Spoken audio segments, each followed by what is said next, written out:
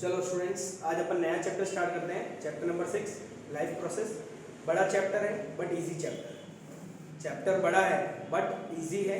ठीक है, अपने जो लाइफ की डेली एक्टिविटीज़ होती है उसके ऊपर ये चैप्टर है।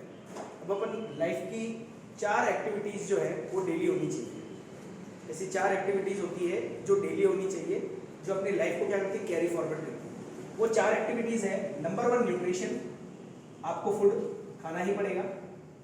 ठीक है, अगर आपको हर दिन जीना है तो। नंबर 2 रेस्पिरेशन, सांस लेनी ही पड़ेगी अगर हर दिन जीना है तो। थर्ड, आपका ब्लड का सर्कुलेशन होना चाहिए, यानी सर्कुलेटरी सिस्टम जिसको बोलते हैं अपन, क्या बोलते हैं, सर्कुलेटरी सिस्टम।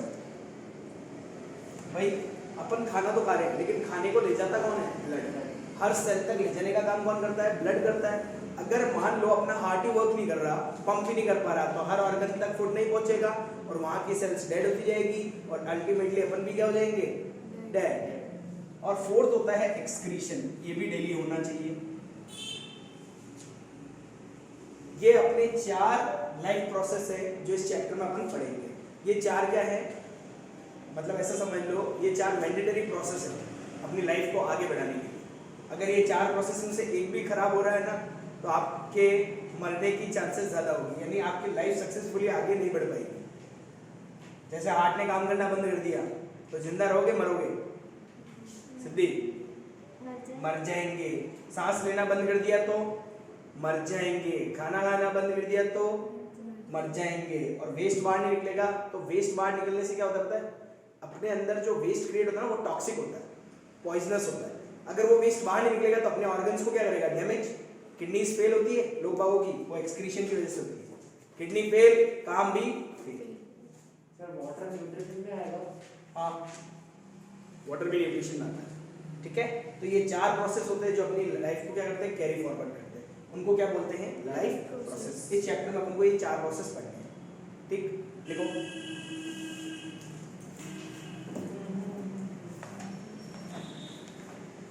फर्स्ट,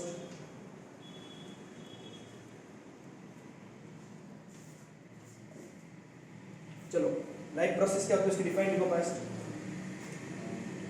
अब ये ध्यान रखना, ये सब चीजें प्लांट्स में भी होती है और एनिमल्स में भी। प्लांट्स भी फूड खाते हैं, प्लांट्स भी सांस लेते हैं, प्लांट्स में भी सर्कुलेटरी सिस्टम होता है। जैसे अपने अंदर हार्ट होता है तो उनके अंदर क्या होता है, जाइलम और फ्लोएम, वो वाटर और फूड को कंडक्ट कराते हैं और उनके भी वेस्ट निकलता है, एक्सक्रीशन उनमें भी होता है। तो ये लिविंग थिंग्स में होता है, ये जिनमें भी होगा ना वो कौन होनी चाहिए, लिविंग। अब प्लांट और एनिमल दोनों क्या है, लिविंग है। तो इन दोनों में ये 4 प्रोसेस होते हैं, दोनों को अलग अलग पढ़ना पड़ेगा। प्लांट के 4 प्रोसेस अलग पढ़ेंगे, एनिमल के 4 अलग। ठीक है,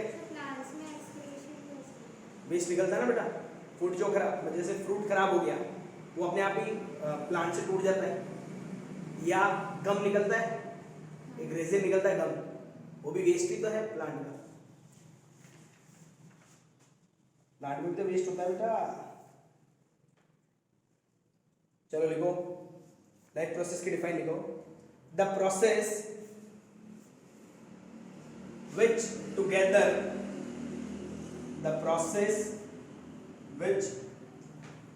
together perform the maintenance of our body are known as life process।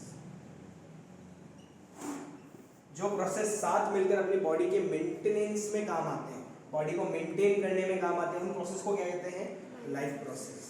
अब अपने लिए फ्यूल क्या है, अपनी बॉडी के लिए फ्यूल क्या होगा, फूड। ठीक है, अगर गाड़ी में पेट्रोल नहीं डालूंगा तो गाड़ी मेंटेन रहेगी, चल पाएगी, नहीं चल पाएगी। उसकी डे टू डे सर्विस भी चाहिए, उसको साफ तो करना पड़ेगा। ऐसे अपनी बॉडी की भी क्लीनिंग कौन करता है, एक्सक्रीशन। प्लस उसमें पेट्रोल अगर मूव नहीं करेगा, पाइप से पेट्रोल ही नहीं जाएगा, तो क्या चल पाएगी गाड़ी, नहीं। ब्लड सर्कुलेशन भी होना चाहिए। प्लस रेस्पिरेशन में कैसे, आपने देखा हो मूवीज में क्या करते हैं, अगर किसी की गाड़ी बंद करानी होती है तो उसके साइलेंसर में क्या डाल देते हैं, केला डाल देते हैं या लकड़े डाल देते हैं, पेपर डाल देते हैं, जिससे क्या होता है, सांस नहीं ले पाती कार।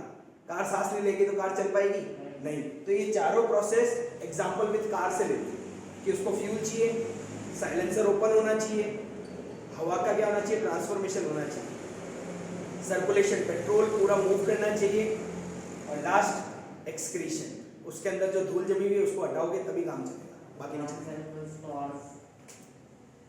ठीक है, तो ये लाइफ प्रोसेस की डिफाइन है।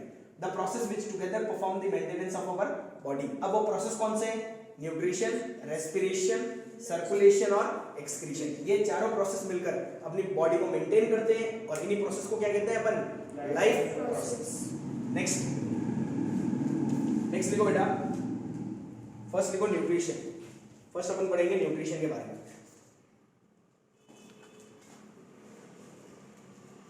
First we will discuss about the nutrition. What is the meaning of nutrition? The fuel required to. Why do we need nutrition? First, nutrition क्या होता है बेटा? फर्स्ट तो ये पता होना चाहिए. नेक्स्ट अपन को पता होना चाहिए why do we need. अपन को न्यूट्रिशन की नीड क्यों है, ये भी तो पता होना चाहिए. ताकि एनर्जी मिल सके. शाबाश. बॉडी मेंटेन के लिए एनर्जी चाहिए. ठीक है, अपन ऐसा तो नहीं पूरे दिन घर बैठे रहेंगे. वो एनर्जी कहाँ से मिलेगी? फूड से. न्यूट्रिशन का मतलब होता है इनटेक ऑफ न्यूट्रिएंट्स. आप जो फूड को इनटेक करते हैं ना, उसमें न्यूट्रिएंट्स होते हैं, और उन्हीं चीज को क्या बोलते हैं? न्यूट्रिशन. जिससे आपको क्या मिलती है? Energy to do some work. तो न्यूट्रिशन की डिफाइन किया है, तो लिखो न्यूट्रिशन की डिफाइन लिखो बेटा. The intake of nutrients is known as nutrition. Nutrients. The intake of nutrients is known as nutrition, which provides energy to do some work. Which provides energy to do some work. Work करने की अपन को जो energy मिलेगी ना, वो कहाँ से मिलेगी? न्यूट्रिशन से. ठीक है.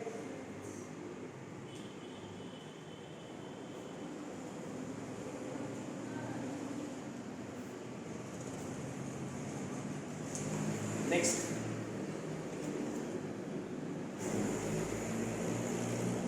अब सबका न्यूट्रिशन का फॉर्म क्या होता है? अलग अलग होता है. प्लांट्स का अलग होता है, एनिमल्स का अलग होता है, और छोटे छोटे जो माइक्रो बैक्टीरिया है, ठीक है, उनका अलग होता है.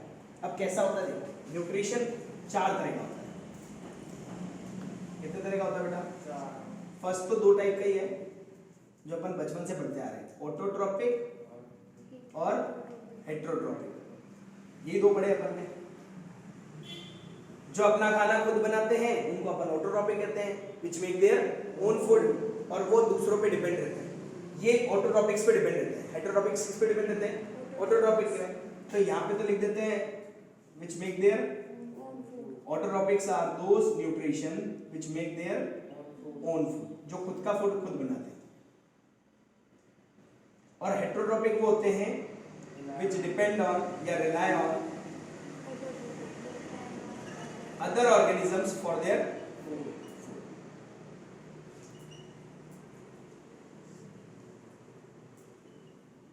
जो दूसरों पे डिपेंड रहेंगे वो हेट्रोट्रॉपिक न्यूट्रिशन है, और जो खुद बनाएंगे वो ऑटोट्रॉपिक न्यूट्रिशन. क्लियर? अब ऑटोट्रॉपिक और हेट्रोट्रॉपिक में भी क्या है? फिर क्लासिफिकेशन है. ऑटोट्रॉपिक का एग्जांपल क्या है बेटा? प्लांट्स. जनरली प्लांट्स कौन सा न्यूट्रिशन फॉलो करते हैं? ऑटोट्रॉपिक. ठीक है, कौन सा न्यूट्रिशन फॉलो करेंगे? ऑटोट्रॉपिक न्यूट्रिशन में क्या होता है? खुद का खाना खुद बनाते हैं with the help of photosynthesis. Photosynthesis के प्रोसेस से अपना खाना खुद बनाते हैं. अब हेट्रोट्रॉपिक में क्या होता है? बहुत क्लासिफिकेशन है. अब हेट्रोट्रॉपिक में कितना क्लासिफिकेशन है इधर देखो. हेट्रोट्रॉपिक में होते हैं सेप्रोफाइटिक,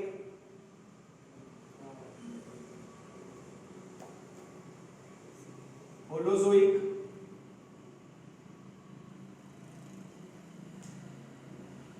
पैरासाइटिक, और एक होते हैं on the basis of food. Food के बेसिस पे भी. ये 4 हेट्रोट्रॉपिक न्यूट्रिशन के क्या होते हैं? टाइप्स होते हैं. नंबर 1 क्या है बेटा? सेप्रोफाइटिक वो होते हैं जो डेड डिकेइंग मैटर को खाते हैं. जो डेड डिकेइंग मैटर को खाते हैं उनको क्या बोलते हैं? सेप्रोफाइट्स। तो आपको इसकी डिफाइन लिखनी पड़ेगी, ठीक है। विच ईट डेड डिकेइंग फूड, जो डेड डिकेइंग फूड खाते हैं वो कौन होते हैं? और सेप्रोफाइट्स का एग्जांपल है फंजाई, फंजाई मशरूम ईस्ट, ठीक है। 9th क्लास में था आपके चैप्टर नंबर 7 में डाइवर्सिटी में। फंजाई जो होती है ना वो सेप्रोफाइटिक न्यूट्रिशन फॉलो करती है, यानी वो डेड डिकेइंग फूड को खाती है। होलोजोइक का मतलब होता है जिनका फूड का डाइजेशन बॉडी के अंदर होता है, जिनके फूड का डाइजेशन बॉडी के अंदर होता है उसको कहा जाता है होलोजोइक। यानी खाना तो खाएंगे, खाना तो खाएंगे, बट डाइजेशन जो होगा ना वो बॉडी के अंदर होगा, आउटसाइड दी बॉडी नहीं होगा। अब सेप्रोफाइटिक है, सेप्रोफाइटिक में डाइजेशन की बात की अपन ने नहीं, बस डेड डिकेइंग फूड को खा रहे हैं। होलोजोइक होते हैं जो क्या करते हैं, फूड को मुंह में लग के फिर डाइजेस्ट करते हैं बॉडी के अंदर। हाँ, अपन बॉडी के अंदर डाइजेस्ट करते हैं, अपन कहाँ डाइजेस्ट करते हैं? बॉडी के अंदर। अब इसमें भी दो पार्ट हो गए, एक होता है यूनिसेलुलर और एक होता है मल्टी सेलुलर। यूनिसेलुलर कभी डाइजेस्ट नहीं कर पाते फूड को, क्योंकि उनके पास ऑर्गन्स ही नहीं होते। ऑर्गन्स किसके पास होते हैं? Multi cellular. वो हाथों वेस्ट भी निकाल देते हैं, खा के हाथों वेस्ट निकाल देते हैं, ठीक है। अब होलोजोइक न्यूट्रिशन का मतलब ये होता है जो फूड को इनगल्फ करके बॉडी के अंदर डाइजेस्ट करते हैं। अमीबा होलोजोइक है या नहीं है? तो उसका फूड का डाइजेस्ट होता है सेल के बाहर, सेल के अंदर रिप्रोडक्शन बढ़ा था, उसके अंदर वैक्यूल्स होते हैं, वो वैक्यूल्स फूड को स्टोर करते हैं। हर यूनिसेलुलर होलोजोइक नहीं होता, अमीबा को छोड़ के। अमीबा का जो न्यूट्रिशन है ना वो होलोजोइक है। अमीबा क्या करता है, कोई भी खाना दिखता है ना तो उसके ऊपर पूरा कवर करता है, उसको अंदर ले लेता है, डाइजेस्ट करके उसका कचरा कहाँ फेंक देता है? बाहर। हर यूनिसेलुलर नहीं है होलोजोइक, बट अमीबा इसका एग्जाम्पल है होलोजोइक का। जो खाना बॉडी के अंदर डाइजेस्ट करते हैं उनको क्या बोलते हैं? पैरासाइटिक क्या होता है? ये होस्ट की तरह किसी बॉडी पे रहते हैं, बाहर भी रह सकते हैं अंदर भी, उनको मारते नहीं, बट उनका फूड को क्या करते हैं? शेयर। जैसे जूं होती है आपके सर में, वो आपका खून चूसती है, आपको मारती है जान से। हार्म क्या कर रही है बता ना? खून पी रही है तो वो है इतनी सी, तेरे अंदर 6 लीटर खून है, 6 लीटर इतना तो नहीं पी सकती वो।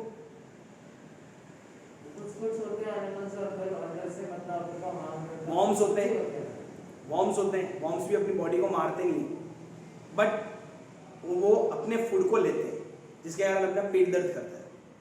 पिन वॉर्म, ये वॉर्म्स होते हैं जो अपने पेट में घुस जाते हैं, कीड़े बोलते हैं, छोटे छोटे कीड़े, वो वॉर्म्स ही होते हैं। बट वो ज़्यादा देर तक अपने पेट में नहीं रह सकते, क्यों? अपने अंदर एसिड होता है, एसिड के कारण वो मर जाते हैं। आया समझ में? तो ये ध्यान रखना, पैरासाइटिक का मतलब वो होते हैं जो किसी की बॉडी पर रहकर अपना खाना खाते हैं। प्लांट्स भी होते हैं ना पैरासाइटिक? हाँ होते हैं पैरासाइटिक प्लांट्स। नेक्स्ट है on the basis of food, 3 तरह के होते हैं, हार्बीवोरस, कार्निवोरस, ओमनीवोरस। हार्बीवोरस वो होते हैं विच ईट ओनली प्लांट्स, कार्निवोरस विच ईट ओनली मीट या फ्लैश, ठीक है। और ओमनीवोरस होते हैं जो दोनों खाते हैं, जो ये होलोजोइक का पार्ट मानते हैं। जो प्लांट्स खाएगा वो भी बॉडी के अंदर डाइजेस्ट करेगा, जो एनिमल्स को खाएगा वो भी बॉडी के अंदर डाइजेस्ट करेगा, जो दोनों खाएगा वो भी बॉडी के अंदर। तो होलोजोइक का एक पार्ट हो गया। फूड के बेसिस पे 3 है, हार्बीवोर, कार्निवोर और ओमनीवोर। हार्बीवोर, कार्निवोर और, तो ये लिख लो अभी, और इनकी डिफाइन भी लिखो फटाफट, डिफाइन भी खुद को ही लिखनी है। चलिए बेटा, ये हो गया आपके सेप्रोफाइटिक, होलोजोइक, पैरासाइटिक और on the basis of food 3 है, हार्बीवोरस, ओमनीवोरस और कार्निवोरस, ठीक है। नेक्स्ट है बेटा, इसके बाद नेक्स्ट जो इसका टॉपिक है वो लिखिए न्यूट्रिशन इन प्लांट्स। अब प्लांट्स का न्यूट्रिशन कैसा होगा, प्लांट्स का न्यूट्रिशन कैसा होगा वो देखना है अपन को।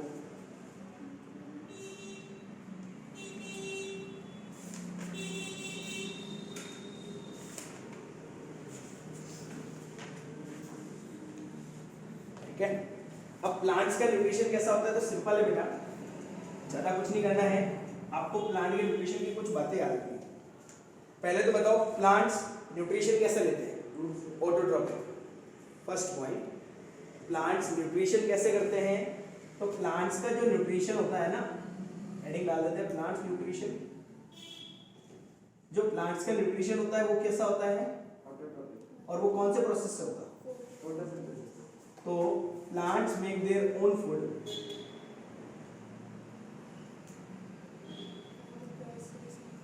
with the help of photosynthesis। Photosynthesis की हेल्प से प्लांट्स क्या बनाते हैं? अपना फूड बनाते हैं। ठीक है, ये तो हो गई ऑटोट्रोपिक न्यूट्रिशन की बात। Plants make their own food with the help of photosynthesis. Next इसने ये बोला कि भैया प्लांट फोटोसिंथेसिस से कैसे बनाता है? ठीक, तो उसकी रिएक्शन पता होनी चाहिए। अब होता क्या है, प्लांट CO2 और H2O लेकर सनलाइट और क्लोरोफिल की प्रेजेंस में C6H12O6 जिसको अपन ग्लूकोज कहते हैं plus O2 plus H2, O2 plus, यहाँ ध्यान रखना 12 लिखना है, यहाँ 6 और यहाँ भी एनर्जी रिलीज नहीं है। ये एक्सोथर्मिक थोड़ी ना है, फोटोसिंथेसिस एक्सोथर्मिक रिएक्शन नहीं है। ठीक है, तो इसमें एनर्जी रिलीज नहीं होती। CO2 और H2O जो होते हैं ये प्लांट को मिलते हैं। CO2 मिलता है स्टोमेटा से और वाटर मिलता है रूट्स से। और सनलाइट और क्लोरोफिल, हमेशा ध्यान रखना प्लांट अपना फूड कब बनाएंगे? सनलाइट की प्रेजेंस में बनाते हैं और ये एक्सेस में बनाते हैं। अब जैसे अपने साथ होता है, अपने घर पे फूड जो बनता है ना वो एक्सेस में बनता है। क्यों? अगर तुम्हारे को आधी रात को भूख लगी तो फिर खाना कहाँ से बना के देंगे? बाहर से भी नहीं मंगा सकते। तो अपन क्या करते हैं? खाने को बचा के रखते हैं ताकि क्या आधी रात को भी कोई मेहमान आ जाए या भूख लग जाए अपन तो खा सकते हैं। वैसे प्लांट भी एक्सेस में फूड बनाते हैं और धीरे धीरे उनको प्लांट को क्या करते हैं? सप्लाई करते हैं। प्लांट में जितनी भी स्टोर होता है in the form of starch की फॉर्म में फूड स्टोर रहता है। अपनी बॉडी में भी यही होता है। अपन अगर खाना खा के सो जाते हैं, ठीक है, तो अपना फूड पूरा सेव रहता है। फिर वो धीरे धीरे एनर्जी उसकी यूज होती है। आया समझ में? अपन ऐसा तो है नहीं बार बार खाना खाए जा रहे हैं। अपन खाना खाते हैं फिर 6 घंटे का गैप लेते हैं, उसके बाद वापस भूख लगती है तेज। क्यों? क्योंकि वो सारा फूड जब तक कंज्यूम नहीं होगा बॉडी की एनर्जी की फॉर्म में तब तक अपन को भूख नहीं लगेगी। वही CO2 और H2O है, सनलाइट और क्लोरोफिल की प्रेजेंस में क्या बनता है? ग्लूकोज, ये प्लांट का फूड होता है। O2 और H2, क्लियर? लिखो फटाफट। कुछ प्लांट्स को बिना सनलाइट के भी तो फूड बनाते हैं। हाँ, लाइक मतलब घर के अंदर प्लांट्स रखते हैं ना, कौन से? कुछ प्लांट्स सर जैसे ग्रीन। सर प्लांट है जैसे नासा ने भी रिकमेंड कर रखा है कि रात में भी ऑक्सीजन बनाता है। हाँ, तो वो मतलब कैसे? अरे कुछ प्लांट्स होते हैं जो बना सकते हैं, हर कोई नहीं बनाता। अब उनका मैकेनिज्म होता है ना। अब हर प्लांट की तो स्टडी की नहीं साइंस ने। बहुत सारे वेरियस तरह के प्लांट्स होते हैं। अब एनिमल्स में बहुत तरह के होते हैं। ये थोड़ी ना पूरी जो स्पीशीज के नाम लिखे हुए सबके वही है। कोई नया एलिमेंट डिस्कवर हो जाता है आए दिन। अभी हुआ था ना फ्रॉग, डायनासोर के मुंह का क्रोकोडाइल है तो वहाँ से लंबा पढ़ा था क्या? ऐसे डिस्कवर हो जाते हैं। बाकी इतना अभी क्लासिफिकेशन नहीं कर पाए। अब जैसे जो सी प्लांट्स होते हैं, सी के बहुत ज़्यादा डीप में होते हैं। सबकी आपको पता है कौन सा प्लांट कौन सा होता है? कुछ प्लांट्स ऐसे होते हैं जो कर पाते हैं। अब अपने अंदर भी होता है। अब जैसे वो है ऊँट 10 दिन का पानी एक साथ पी सकता है। क्यों? कहाँ स्टोर करता है? हम में। कभी क्या मत देना किसी को, हम में उसके पानी स्टोर होता है। हम में पानी कभी स्टोर नहीं होता उसके। वो भी वो जो होता है ना, जैसे गाय होती है, गाय एक बार में सारा खाना खा लेती है फिर करती रहती है। वो चबाती क्यों है? डाइजेस्ट करने के लिए। उस फूड को क्या करने के लिए? डाइजेस्ट करने के लिए। अब डाइजेशन जो है आपका, वो डाइजेशन को क्या कर रही है? वापस खाने को ऊपर लेके आती है और चबाती है। सेम चीज जो ऊँट होते हैं वो पानी पूरा ले लेते हैं, स्टोर करते हैं। जब प्यास लगती है ना तो उसमें से निकाल के पीते रहते हैं। ऐसे कैसे निकालते? यही तो बॉडी का मैकेनिज्म है।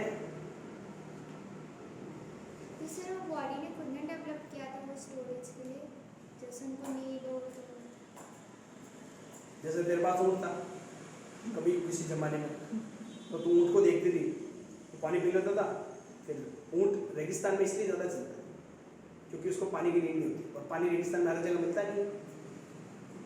तो उसने देखा है मैंने ऊँट को पानी पिलाया, मैंने भी पानी पिया। ऊँट ने ज़्यादा पिया।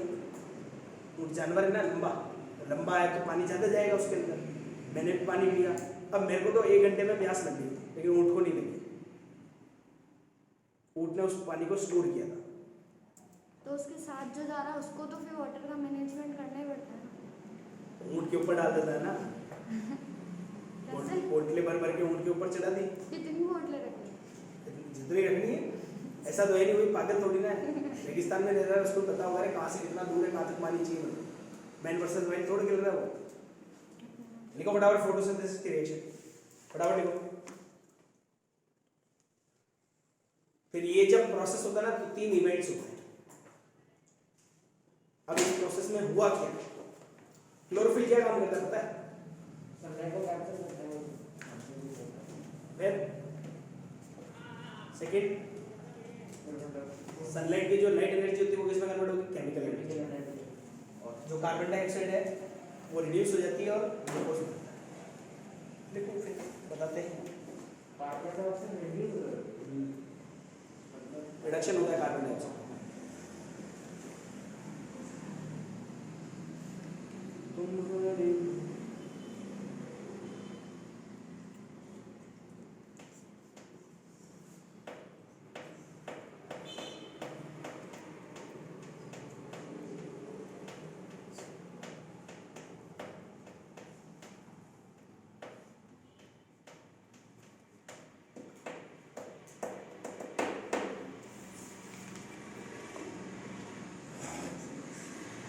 सही से।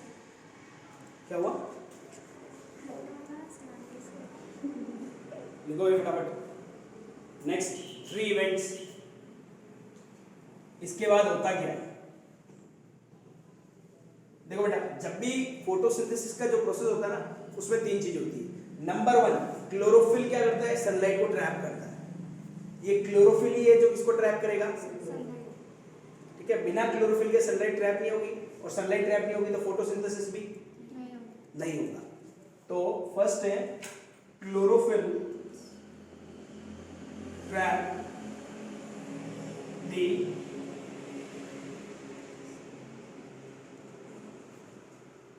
Sunlights energy. क्लोरोफिल ने क्या किया? जो लाइट एनर्जी मिलती है ना सनलाइट से, उसको क्या कर लिया? ट्रैप कर लिया। तो क्लोरोफिल ट्रैप दी लाइट एनर्जी लिख लो या सनलाइट एनर्जी लिख लो, ठीक है। सेकेंड प्रोसेस में क्या होगा? अब ये जो लाइट है, conversion of light energy into chemical energy. अब ये लाइट एनर्जी किस में कन्वर्ट हो जाएगी? केमिकल, जो आपके फूड में होता है, ठीक है, केमिकल एनर्जी में कन्वर्ट हो जाएगी। ठीक, केमिकल एनर्जी में कन्वर्ट होगी, और उस केमिकल एनर्जी किस फॉर्म में आएगी? ग्लूकोज। कौन सी फॉर्म में आएगी? नेक्स्ट, और splitting of water into oxygen and hydrogen, और वाटर स्प्लिट हो जाता है ऑक्सीजन और हाइड्रोजन की फॉर्म में, ठीक है। थर्ड जो लास्ट केस है ना वो इंपॉर्टेंट केस है, ध्यान रखना। Reduction of CO2 to carbohydrate, जिसको अपन ग्लूकोज बोलते हैं। क्या हो गया? कार्बन डाइऑक्साइड का रिडक्शन हो जाता है, और कार्बन डाइऑक्साइड के रिडक्शन के कारण क्या बनता है? कार्बोहाइड्रेट, जिसको अपन बोलते हैं ग्लूकोज। तो ये 3 मेजर इवेंट्स होते हैं जब कोई फोटोसिंथेसिस प्रोसेस होता है। नंबर 1, क्लोरोफिल कौन सी एनर्जी को ट्रैप करेगी? लाइट को। सेकेंड, वो लाइट एनर्जी किसमें कन्वर्ट होगी? केमिकल में, और वाटर टूट जाएगा हाइड्रोजन और ऑक्सीजन में, और उसके बाद कार्बन डाइऑक्साइड का रिडक्शन होगा। भाई वाटर तक का तो पढ़ लिया, भाई सनलाइट क्लोरोफिल का यूज पढ़ लिया। ये जो सनलाइट आ रही है इसको क्या करेगा? लाइट एनर्जी को एब्जॉर्ब कर लेगा, वाटर स्प्लिट हो जाएगा, ये लाइट एनर्जी किसमें कन्वर्ट हो जाएगी? केमिकल में। अब बचा किसका? कार्बन डाइऑक्साइड का। ये कार्बन डाइऑक्साइड क्या होती है? रिडक्शन होता है, जिसके कारण ये क्या बन जाता है? कार्बोहाइड्रेट, जिसको बोलते हैं ग्लूकोज। क्या बोलते हैं? नेक्स्ट, सर रिडक्शन कैसे होता है? हाँ रिडक्शन क्या? रिडक्शन कैसे होता है? यहाँ कार्बन कितने, ऑक्सीजन कितने हैं? कार्बन 1 है, ऑक्सीजन 2 है, CO2।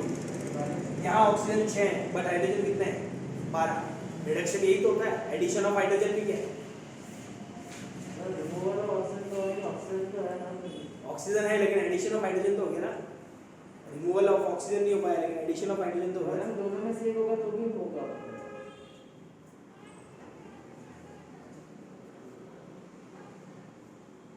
लिखो तीनों event.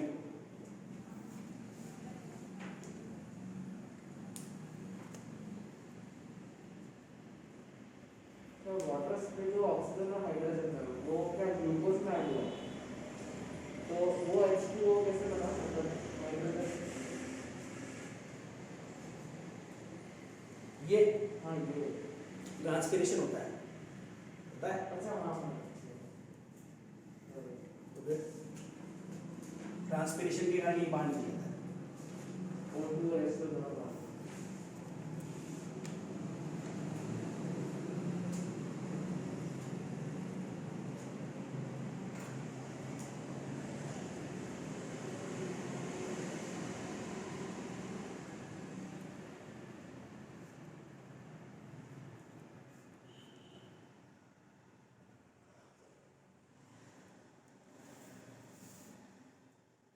Very next,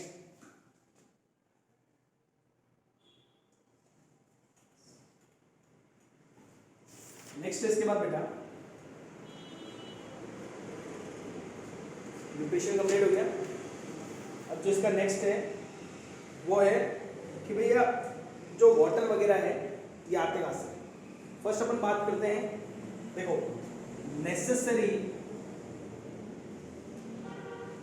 condition for photosynthesis. Photosynthesis के लिए क्या कंडीशन नेसेसरी?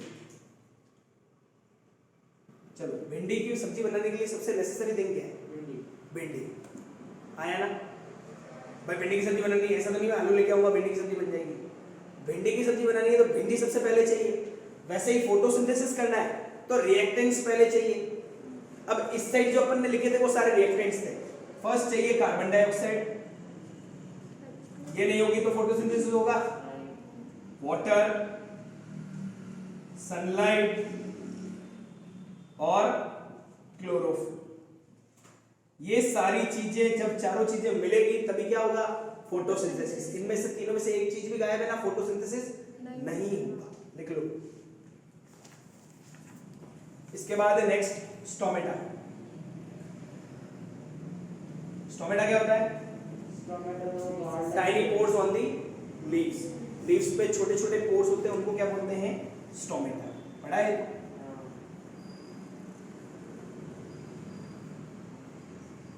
अब ये जो स्टोमेटा है ना, ये दो चीजें कराता है।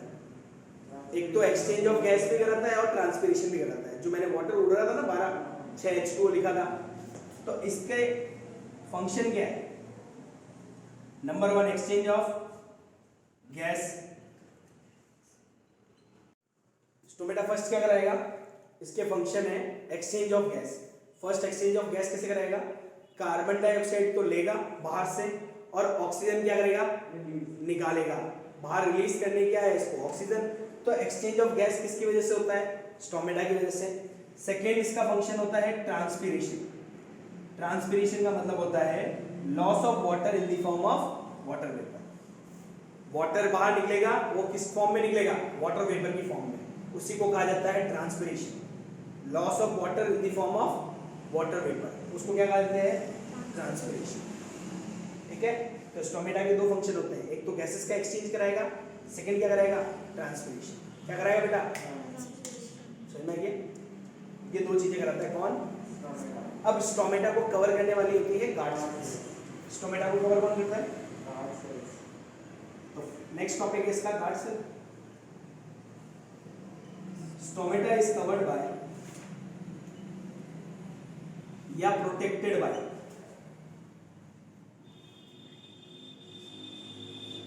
Guard cells. ये गार्ड सेल्स क्या करती है? इसको प्रोटेक्ट करती है। अब इसका फंक्शन ये होता है कि गार्ड सेल इनको क्या कराती है? It helps in opening and closing of stomata.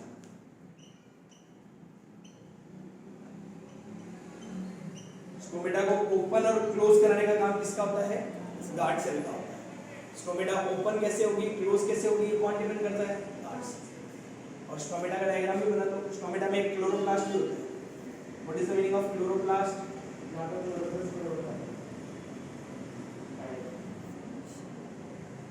Sunlight भी ऐसी आती है। ये एक ओपन स्टोमेटा कहलाता है।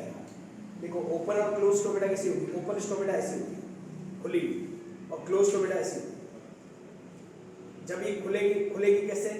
पानी की क्वांटिटी बहुत ज़्यादा हो जाती है ना लीव्स में, तब ये स्टोमेटा अपने आप क्या हो जाती है? ओपन। स्टोमेटा जैसी ओपन होगी, एक्सचेंज ऑफ गैस भी होगा, लाइट भी आएगी। ये लाइट, ये क्लोरोफिल होता है इसमें। गार्ड सेल्स में क्या होते हैं? क्लोरोफिल होता है, जो लाइट को क्या कर लेते हैं? एब्जॉर्ब कर लेते हैं, ट्रैप कर लेते हैं, और फिर फोटोसिंथेसिस स्टार्ट होता है। देखो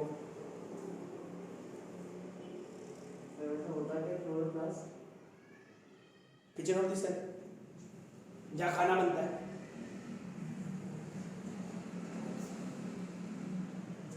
किचन ऑफ द सेल कौन है? स्टोमेटा। नेक्स्ट, एक गार्ड सेल स्वेल या श्रिंक कब होगी? जब उसमें वाटर जाता है। जब वाटर रूम से एब्जॉर्ब होके गार्ड सेल्स तक पहुंचता है, तो गार्ड सेल्स क्या हो जाती है? स्वेल हो जाती है। स्वेल होने के कारण स्टोमेटा क्या हो जाती है? ओपन। और जैसे ही पानी बाहर चला जाएगा तो गार्ड सेल्स क्या हो जाएगी? श्रिंक। जो गार्ड सेल में पानी था वो सारा ट्रांसपिरेशन हो गया, वाटर वेपर की फॉर्म में ऊपर चला गया, उसके बाद वो क्या हो जाएगी? श्रिंक।